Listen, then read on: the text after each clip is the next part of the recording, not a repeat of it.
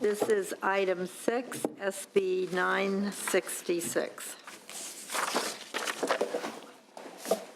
Good morning, Madam Chair. Thank you very much for the opportunity to present a bill that I think is of critical importance to the state of California. Senate Bill 916 proposes that we divest from expensive and ineffective policies of mass incarceration by repealing the section of code that allows additional years of punishment for prior nonviolent drug convictions. Under existing law, sentence enhancements are stacked on top of each other and on top of the underlying penalty. 3 years for every prior conviction for possession for sale, sale, or similar drug offenses to any person currently convicted for a similar offense. The original intent of the 3-year sentence enhancements for prior drug convictions was twofold. 1, to deter the sale of drugs, and 2, to reduce the availability of controlled substances. Clearly, this drug war strategy has failed in decreasing drug availability. Controlled substances are now cheaper, stronger, and typically more widely available. Additionally, sentence enhancements have resulted in overcrowded jails and prisons, unjustly harsh sentences for nonviolent crimes, and crippled state and local budgets. Right-sizing sentences for people with prior drug convictions, SB 966 will address the rationale for costly jail expansion, allowing state and county funds to be invested in programs and services that meet community needs and truly improve public safety. The research is clear. Longer prison stays alone are not a deterrent. They also have no effect in the number of drug sellers or the availability of drugs. We need to repeal these ineffective sentence enhancements and make investments that truly promote public safety, including community-based mental health and substance use treatment, job programs, and affordable housing. By repealing sentence enhancements for prior drug convictions, funds will be free to reinvest in community programs that actually improve the quality of life, reduce recidivism, and reduce crimes. I'm very proud to have several key witnesses here today. Professor Mike Vitello, pronounce your last name for me. Vitello from the McGeorge School of Law, who is a national expert in matters involving sentencing reform. Also, Velasca Nguyen from the San Francisco Public Defender's Office, and others. I ask for your aye vote. Thank you. Witnesses in support. Hi, my name's Mike Vitello, and as the Senator indicated, I've been at McGeorge since 1990. I've been researching and writing about safely reforming California's sentencing scheme now for about 20 years. And during that period of time, a broad political consensus has developed nationwide. If anyone has any doubts about the breadth and the width of that consensus, take a look at the website Right on Crime, where you'll find supporters like Newt Gingrich, Ed Meese, and Grover Norquist. They, like many liberals and centrists, recognize that we can use funds that have gone to building prisons and maintaining prisons far more effectively in dealing with the crime problem. Outside of California, many reforms are already in place, emphasizing an assortment of steps that reduce recidivism, allow greater integration of offenders into their communities. As you're all aware, as a result of several developments, California has moved towards reallocating billions of dollars that have gone to prisons and jails since California adopted determinate sentencing. SB 966 is a good step towards maintaining that momentum. Savings from reduced prison and jail costs can be reallocated to more effective alternatives to incarceration. At root, with many of the drug enhancements, at root is the misconception that severity of punishment works as a deterrent. All of the data are to the contrary. What we know is that certainty of punishment is far more effective, some kind of intervention. But what is at odds, these very long sentences in times of limited budgets, the we really are making a policy choice that reduces resources for alternatives when we use many of the resources for very, very long prison sentences. So some of the effect is that there is less money for policing, for courts, and for alternatives like drug treatment and reentry programs. Another effect has been a very unfortunate consequence for minority and poor communities. The reduction in enhanced sentences under SB 966 does not leave the public unprotected. It does not eliminate criminal sentences for drug laws, but merely eliminates the kinds of enhancements that help fill our prisons and jails with drug offenders. Thank you. Thank you. Others? My name, excuse me. My name is Velasco Nguyen, and I've been working at the San Francisco Public Defender's Office for 12 years. As a trial attorney, I have seen firsthand this sentencing enhancement perpetuate a longstanding declaration of war on the mentally ill, those addicted to drugs, and poor people of color. In 2011, I represented a man named Michael Steele. He was 52 years old at the time, African-American, and he was diagnosed with schizophrenia. Police on the street believed he was selling drugs to another individual. When both men were detained, they found no drugs, no money on this other individual. Despite that, Michael Steele was arrested for selling heroin and possessing approximately 1/3 of a gram of heroin for sale. A San Francisco jury convicted Michael Steele. A San Francisco judge sentenced Michael Steele to 14 years in state prison. That happened in San Francisco. When Michael and I were at the sentencing hearing, everyone in the courtroom could acknowledge that he was mentally ill, that he suffered from a drug addiction for decades. Where we deviated, and the fundamental difference was that the judge, the prosecutor, they characterized recidivism and what Michael Steele had done and who he was as a crime. When I had seen it and still believe that this issue is a health issue, I think a lot of people can agree that when a loved one or a family member is suffering from alcoholism, our natural question is, how can we help you? The first response is not to call the police, not to throw this person in jail. And for the 12 years that I've been a public defender, I can't reconcile why we treat drug addicts so differently from individuals suffering from alcoholism. Michael Steele is in state prison still, serving that 14-year state prison. I wish that Michael Steele was an outlier. I wish he was an anomaly or an exception, but I see this on a daily basis.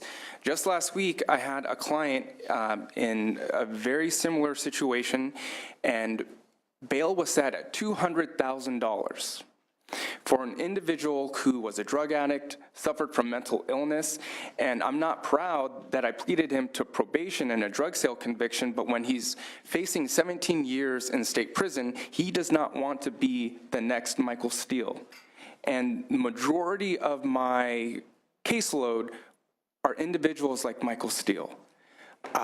That is the biggest challenge I have as a public defender, as a trial attorney, seeing this revolving door of individuals who need help, who need resources, but are characterized as career criminals. Because the moment I believe we characterize individuals, human beings, as career criminals, they're not going to get help. I think it really represents a greater narrative of our nation's obsession with competing to penalize the poor, these minorities, addicts, and the mentally ill, to see who is going to be tougher on crime. But what I see on a daily basis is that the sentencing enhancement has destroyed lives. It is not helping anyone, and I believe that we could dedicate our resources to something more positive and constructive in terms of really achieving justice. Glenn Backus for Drug Policy Alliance in support.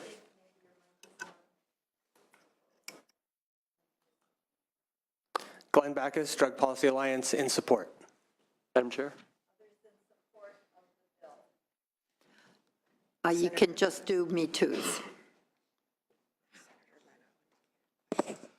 Okay. Jim Lindberg on behalf of the Friends Committee on Legislation of California in support, and on behalf of California Attorneys for Criminal Justice, Ignacio Hernandez just asked me to voice support. Had to leave. Thanks. Thank you. Natasha Minsker, ACLU of California, in support. Sarah Lindner, on behalf of National Association of Social Workers, in support. Kuli Pasagai, on behalf of the California Public Defenders Association, in support. Pamela Price, on behalf of the San Francisco Lawyers Committee for Civil Rights of the Bay Area, and on behalf of Black Women Organized for Political Action, in support. Maddie Hyatt from the California Civil Liberties Advocacy in strong support. Courtney Hansen, representing Ciembarras out of Santa Cruz, in strong support. Emily Harris with the Ella Baker Center for Human Rights, co-sponsor in strong support. Lizzie Buchan with Californians United for a Responsible Budget, co-sponsor in strong support. My name is Maurice Caldwell. I'm in strong support. Others in support? Seeing and hearing none. Speakers in opposition to the bill? Madam Chair, could I ask a question of Oh, yes, Senator Leno? opponents, please? I appreciated your comments and recognition that right on crime is very much aligned with many of us here. So there is a left-right meeting of the minds on this, which I think is propitious for some national change as well. And I think even watching the Republican presidential debate, some of the conversations coming out of New Hampshire, for example, where there is this raging opioid epidemic, and also seeing it shift from racial communities to Caucasian communities, changes the nature of the politics and the political debate also. I did want to ask if there, in your mind, any thought to differentiating between a street drug dealer who may be feeding his or her own habit, may have other health issues they're dealing with, and distributors or manufacturers, and I'm thinking of another bill that we're going to be getting to later on today's agenda. When we see that there are people, there's a situation, phenomenon right here in Sacramento right now with this fentanyl crisis, that might the enhancement have a different impact on the whoever is creating this health hazard and health crisis, manufacturing pills that purport to be something other than they are, which are deadly and poisonous, and the person on the street that we're hearing the public defender tell about, which clearly these enhancements are nowhere near their decision-making process. I have one short point.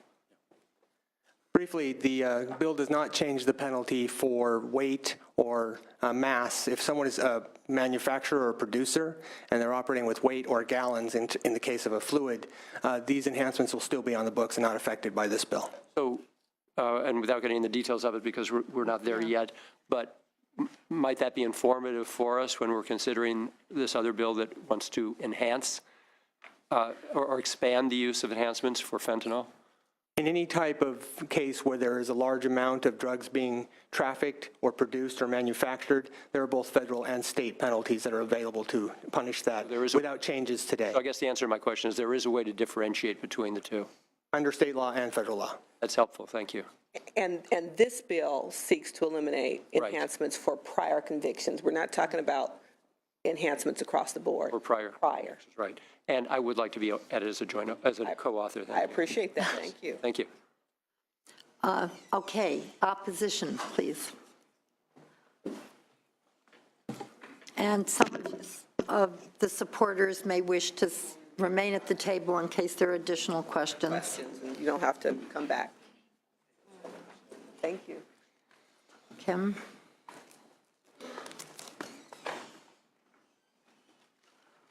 Now we're going to have 2 speakers and Me Too's. Thank you, Madam Chair. Members, Marty Varadkar on behalf of the California District Attorneys Association. We're strongly opposed to this measure, which would repeal Health and Safety Code Section 11370.2, which requires a 3-year consecutive term for each prior conviction for sale and manufacture of dangerous drugs such as heroin, methamphetamine, cocaine, and PCP. 11372 targeted the repeat offenders and dealers of dangerous drugs in the community. Most dealers, in my experience, were not users of the drugs they sold. They knew too well the dangers of addiction. Quite often, they saw the cycle of dependency they created as strictly a money-making proposition. That led to devastated families, especially in low-income communities, which are disproportionately subjected to crime and violence that's associated with the drug trade. This measure amounts to giving street dealers and traffickers of these dangerous drugs a pass for serial drug dealing. The committee's analysis points out this conundrum. It cites a 2014 study on the effects of incarceration on crime deterrence. That study found that the incarceration of frequent offenders can have large crime prevention benefits. In contrast, this bill, by repealing that provision, which targets serial drug dealers with enhanced penalties, may well have the opposite effect, increasing post-release community criminality and recidivism. For these reasons and others, as stated in our letter, we remain strongly opposed to this measure. We urge your no vote. Thank you.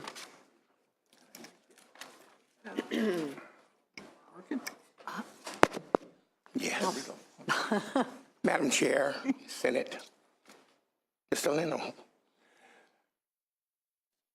out of all the experts you've heard today. Could you identify yourself? I'm so sorry. My name is Bishop Ron Allen. I'm the CEO and president of the International Faith-Based Coalition. I represent roughly about 5,000 faith-based leaders in the California area. And out of all the experts that you've heard today, I am that expert. I am that drug addict. 7 years of crack cocaine. Drug dealers are nothing nice. When you release a drug dealer back in the community, you then imprison the community. They control completely the entire community. They are ruthless, mean. When you release a drug dealer back in the community, you release crime, guns, prostitution. All of that comes with that drug dealer. Being a drug dealer is a conscious decision. What they say is that they will not use their own product. Of course they won't use their own product, because people like me, that was a drug addict, I'm 16 years clean, thank God, but people like me, that was a drug addict, walk up to a drug dealer, they're mean. They know that we're addicted. They know that our family is in prison. They know what they can do to us. And if you ever should walk into a drug dealer's house, I don't think it's clean. It is the most filthiest place in that neighborhood. But every neighbor, every person in that community know where that drug dealer's house is located. They know that. We listen for gunfire. We listen for the police officers to come in. You talking about recidivism. You ever hear that saying that a dog goes back to his vomit? Of course, we want to say that the prisons are overcrowded with drug dealers, especially those that are repeat offenders. They're going to do it again because we're not doing a good job of training drug dealers to have another occupation. And to be frankly and honest with you, there doesn't seem to be any higher pay for drug dealers than selling drugs and poison to their own community. So they know that they're killing the community. And then the children. Let's talk about the children, madam, that see the drug dealers. If that's all they see, and the drug dealers are driving the nice cars and the bling and the parties are going on over, at their place, our youth are saying, this is what I want to be. This is what I'm going to be. I'm going to be that drug dealer. I'm asking you to keep them out of our neighborhood. Keep them out of our community. Should they be in prison? Absolutely 100%. Why? It's because that's where they can get the help. They need to have the help. Please do not imprison the community for these drug dealers, for these long-term reoffending drug dealers. Please don't do that to the children that have to pass by the house every single day and see these drug dealers selling crack cocaine, methamphetamines, smiling, laughing. And we're afraid. The community is terrified. Come and walk with me through Oak Park. Walk with me through Del Paso Heights. Walk with me and see and feel the fear of the community. And so who's in prison? You let these drug dealers out, you will be imprisoning the entire community for that drug dealer. Thank you for listening to me. Thank you. John Lovell on behalf of the California Narcotic Officers Association. This bill is not about drug addicts, as the one witness from the public defenders indicated. This is about predatory commercial drug dealers. And the bill may enhance their commercial convenience, but it is not something, as Bishop Allen eloquently said, that enhances the community. And understand, street drug dealers don't happen in Granite Bay. They happen in fragile neighborhoods. I'm also not persuaded at all by the veneration of Grover Norquist. This is a man who opposes the social safety net in all categories, and he's now extending that to public safety. That is not a progressive act. Others in opposition. Asha Harris on behalf of the California State Sheriff's Association in strong opposition. Thank you. Others in opposition to the bill? Chair and members, Jonathan Feldman on behalf of the California Police Chiefs Association in opposition. Morgan Geyer on behalf of the Sacramento County District Attorney's Office in opposition.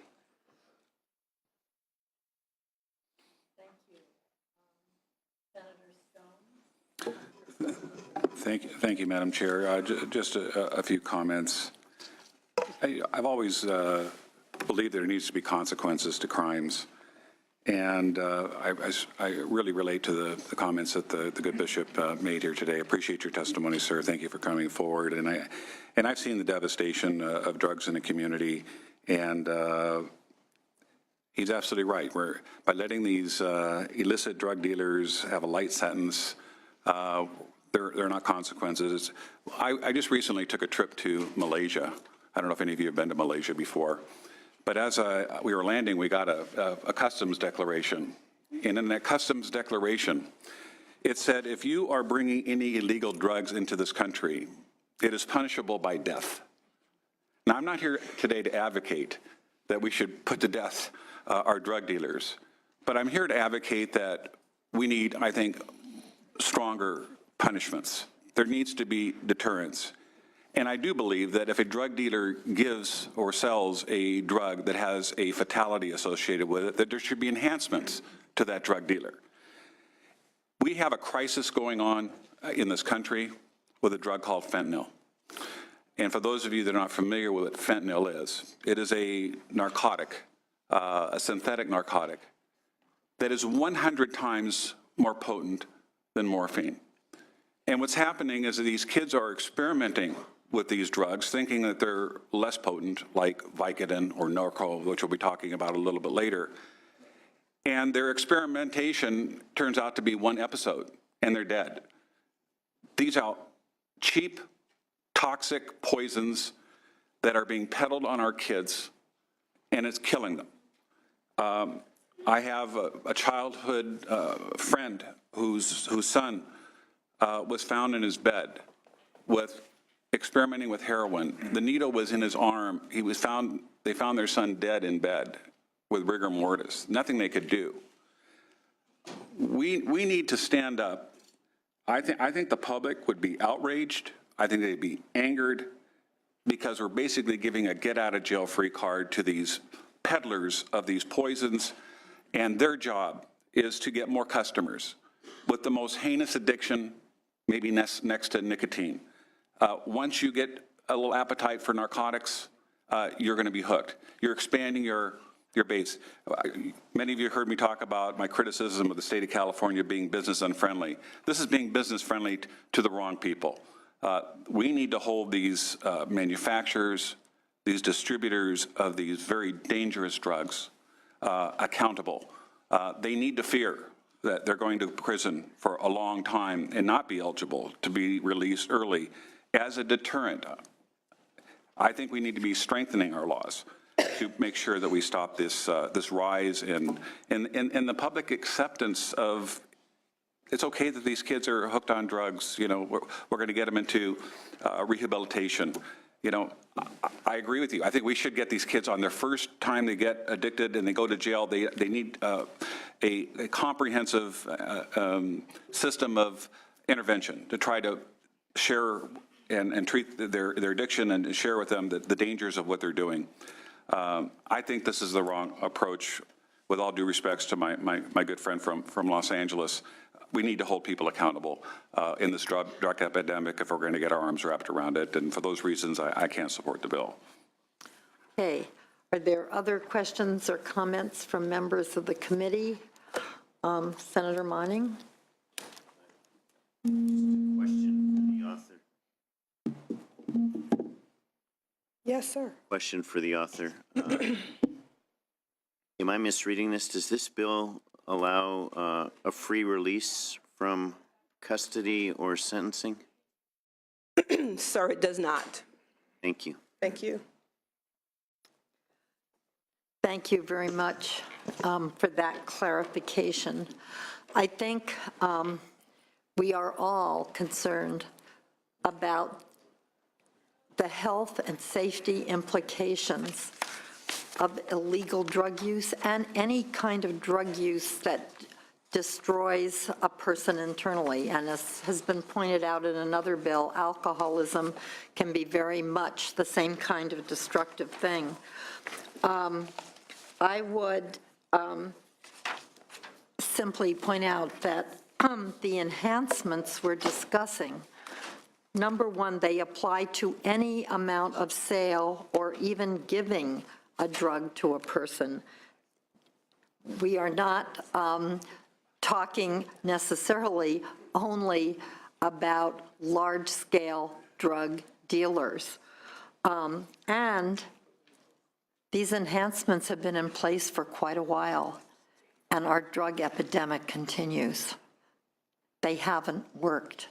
And research has shown that enhancements are not effective tools to build safer communities. They simply incarcerate people for longer time at great public expense and often almost guarantee, unfortunately, because of the lack of rehabilitation in our jails and prisons, that people will recidivate. I think that this is a very timely step, and I hope it will free up funding for genuine identification of drug addicts and drug dealers early in their lives, and the ability to find ways to include them in our society in ways that are more productive. But I personally think this bill is a very modest but good step forward. But Senator Mitchell, would you like to close? I appreciate that opportunity, address Madam some of Chair. the issues raised by Senator Stone. Thank you. I appreciate the opportunity. I want to thank the staff. As a former committee consultant many years ago, I appreciate the time and effort that goes into preparing committee analysis. and want to just draw everyone's attention to page 5, the section on the history of the enhancement for prior drug crimes, and the reference to the historical reference that the enabling legislation was sponsored by the LA District Attorney, and on the heels of the 1982 Reagan War on Drugs, a war that we all know in this entire hearing room was a failure. Nancy Reagan's Just Say No campaign of July of 1984. And this California law was based on federal laws that were aimed at reducing judicial discretion, including through mandatory minimum sentences. Fortunately, hindsight's 2020, and after years of experience, looking back at policies that have failed us, the current administration has begun to pull back on some of the harshest policies that simply didn't work. It's not a matter of my personal opinion. Factually, they didn't work. Congress, as well as this body, has passed some sentence reductions, most notably reducing the disparity between cocaine, crack cocaine, and the powder. I think it's completely irresponsible to suggest that this bill equates to an early release. What leads to an early release are overcrowded prisons that a federal court had to direct us to reduce the population based on the inhumane treatment of people who've been incarcerated for nonviolent offenses for far too long. That's irresponsible. I'd like to say for the record that unfortunately, as the author of the bill, I was not given the respect by those who were listed in opposition in your analysis by being notified that they were in opposition or given a letter. Never had the opportunity to meet with Bishop Allen, who appears in committees to oppose these bills. Don't know about his 5,000 members or the true breadth of his organization. I'd like to sit down and have the conversation so we can get beyond the rhetoric of a drug war and policies that are appropriate for the state of California in 2016. I invite that opportunity. But today, for the purposes of SB 966, I would ask that we all read the bill. It's quite short, 2 pages, in that it merely strikes the language that focuses on enhancements for prior drug convictions. Convictions where a person has very likely already served their time, paid their pittance. We have not seen any evidence since its enactment that expanding time in prison prevents or deters future criminal activities. The analysis shows a number of research studies that suggest that we as a civil society, we as a governmental entity would be better served by using those very scarce public safety resources toward prevention. As the Madam Chair suggested, this is a one step in an overall process and discussion that this legislature must continue to engage in to talk about appropriate sentencing in this day and era. And with that, I ask for your aye vote on SB 966. Thank you. Madam Secretary, please read the roll. Hancock? Aye. Hancock, aye. Anderson? No. Anderson, no. Glazer? Leno? Aye. Leno, aye. Liu? Monning? Aye. Monning, aye. Stone? Stone, no. 3-2, that bill is on call. Thank you very much. Next, Senator Hernandez.